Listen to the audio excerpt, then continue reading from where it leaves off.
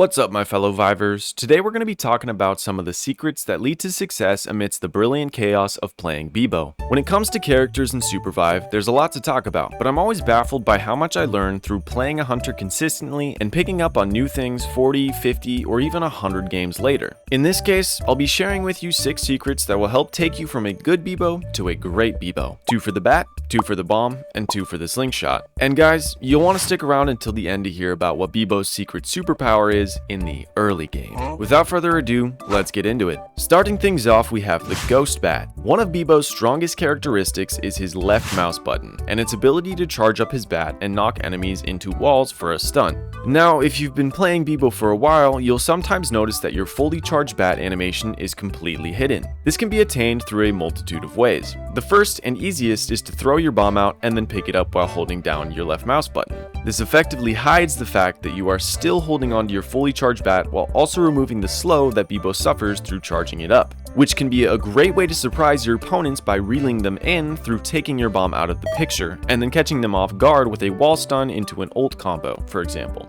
You can also hide Beebo's fully charged bat by mantling onto a ledge from the abyss. I'm not gonna lie, this interaction screams bug to me and is most likely unintentional, but it has been around since beta, and this is the first I've mentioned it for fear of it getting fixed. So if any Theorycraft reps happen to see this, hopefully it at least gets me some brownie points towards the creator program. Next up, we have bee hopping. Basically, bee hopping is using an ability other than a dash that generates forward momentum in combination with jump and glide. In this case, we are again talking about Beebo's charged bat swing. If you look closely, you'll notice how swinging Beebo's bat takes him a small distance forward. You can use this knowledge as extra mobility in a pinch, or to simply rotate around the map quicker. You'll see me combine this swing with a jump and a dash all the time in my gameplay, and it's one of the reasons I'm able to find more windows of opportunity as Beebo. A lot of characters can generate similar forms of momentum, so keep in mind that this secret is part of a broader mechanic in Supervive. Speaking of broad mechanics, secret number 3 has us playing around vision. If you don't already know, the map is full of ledges, bushes, and alcoves that prevent enemy hunters from being able to see you. And though you can't charge your bat and stay hidden while in a bush, you can from a higher vantage point than your opponents. This not only allows you to knock your bombs further, but also at unsuspecting targets who are much less likely to react in time. This can be a great way to set up traps while you or your allies are being chased and turn the fight around in a matter of one well-placed bomb, which takes us to secret number 4. If you hit your bomb past the enemy, don't blow it up. Seriously, I've made this mistake too many times to count. Whenever I miss with my bomb, I have a bad tendency to just blow it up and wait for the next one.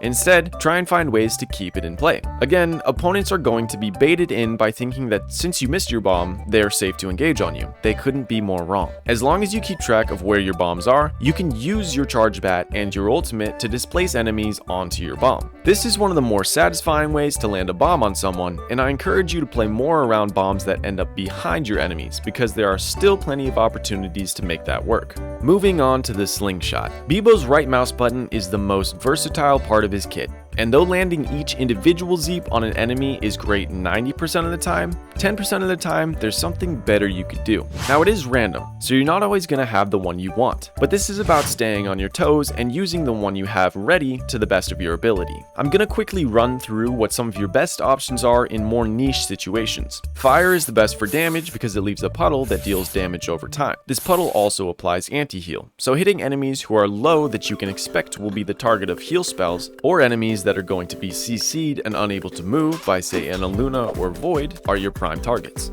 For ice, grounding enemies is most often going to be its best mode. This can be extremely effective in chase scenarios, it can be leveraged as an engage opportunity, and you can save yourself or a teammate from getting dunked. By throwing out an ice Zeep at an ally's feet over the abyss, you ensure that they can't get spiked, that they don't need to use their glider, and that they have something to mantle on. This gives Beebo a lot of utility over the abyss, and you can obviously set up Beebo Island out in the middle of nowhere if the situation calls for it. The heal Zeep is the most self-explanatory, but still has some niche bait opportunities tied to it. The best way to use it is to throw it against a wall and have a standing heal pack for you or an ally to access. If you are being chased and need to heal up, try and use a green Zeep before potting to avoid leaving yourself vulnerable.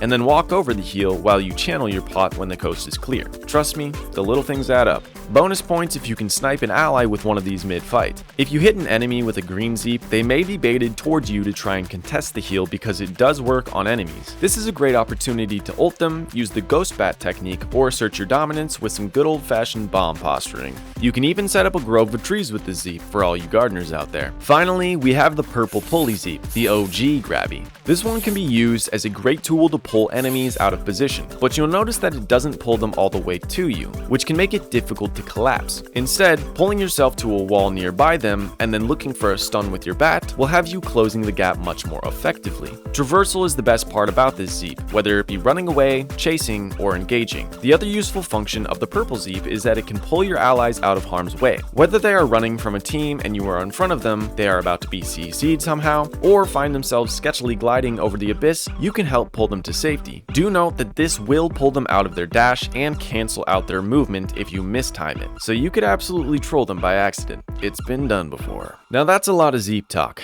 but I purposely saved the best for last, and that's because I believe this Zeep function has the highest ceiling out of all of them, and is responsible for one of the only reasons Beebo can be strong in the early game, and that is using the Fire Zeep's puddle to steal camps. If you look at camp health bars, you'll notice that they have little striations that represent at what health interval they will be staggered at, and every single camp has one final stagger before it dies, including bosses and meteor beasts. This means that if you place your fire directly beneath a boss before it gets too low, your puddle has a strong chance of being the final staggering blow to kill the camp. Hence, you can steal camps very effectively and relatively safely as long as you can get close enough to hit them with your Fire Zeep. I'm not gonna lie, this feels super dirty, but it's a fantastic way to secure objectives at all points of the game, and even get yourself an early level 6 spike by playing for a contested objective off of a hot drop in the early game. Anyways, that's all I have for you today. I hope you learned something new with these secrets and that you use them Be-Bonkably in your games. If you enjoyed the video, consider subscribing to support the channel. Stay frosty, and I'll catch you in the next one. Bye!